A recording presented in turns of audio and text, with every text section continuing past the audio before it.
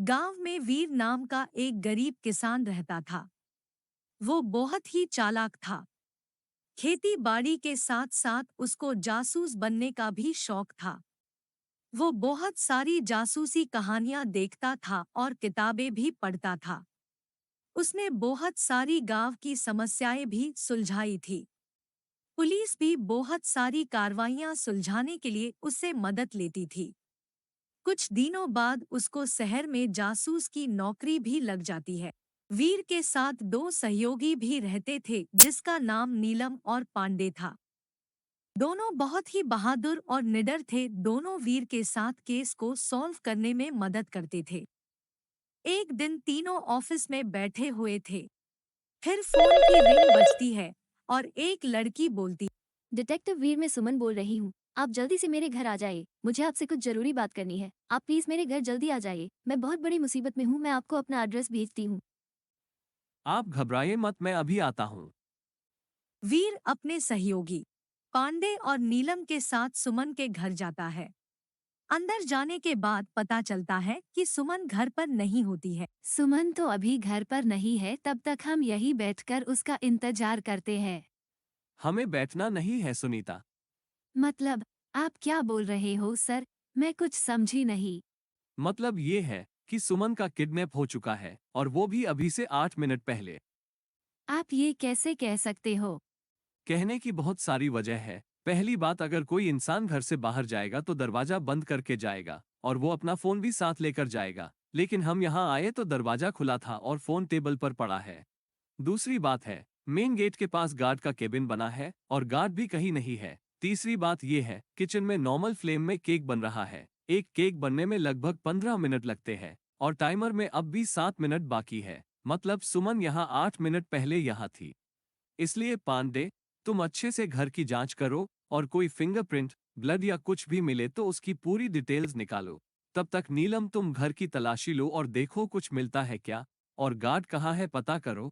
हमें किसी भी हाल में किडनैपर को ढूंढना है। तीनों जांच में लग जाते हैं। फिर थोड़ी देर बाद आकर नीलम ने वीर से कहा, मुझे गार्ड मिल गया है और किचन के पास एक घड़ी भी मिला है। ठीक है, फिर गार्ड कहाँ है? वो अलमारी में बंद था और देखकर लगता है कि उसके साथ मारपीट हुई है। वीर गार्ड के पास जाता है और पूछताछ करता है। तो गार्ड ने बताया, थोड़ी देर पहले एक कार में कुछ लोग आए और जबरदस्ती घर में घुस गए। मैडम को ले जाने लगे। मैंने रोकने की कोशिश की तो मेरे साथ भी मारपीट की और अलमारी में बंद कर दिया। ठीक है, तुम चिंता मत करो, हम लोग सब पता लगा लेंगे। सुमन के फिंगरप्रिंट के अलावा कुछ नहीं मिला। अब हम क्या करें?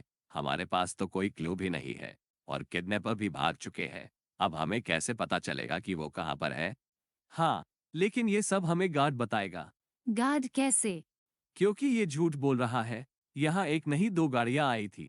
मैंने घर में आते वक्त टायरों के दो निशान देखे थे।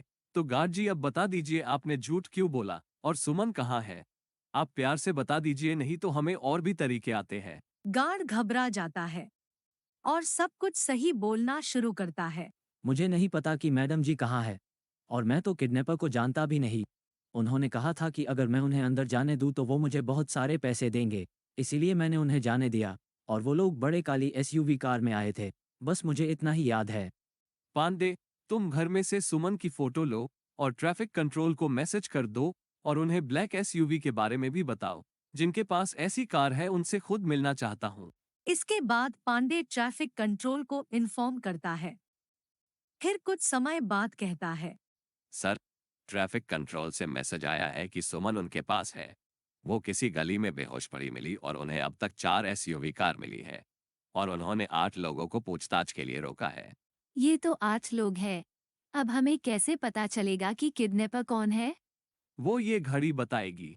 इसके बाद वीर 8 लोगों से पूछताछ करने के लिए चला गया और उनमें से एक विकास नाम के एक लड़के को पकड़ लिया और विकास से उनके साथियों का भी पता चल गया और पुलिस ने भी उन सब को पकड़ लिया।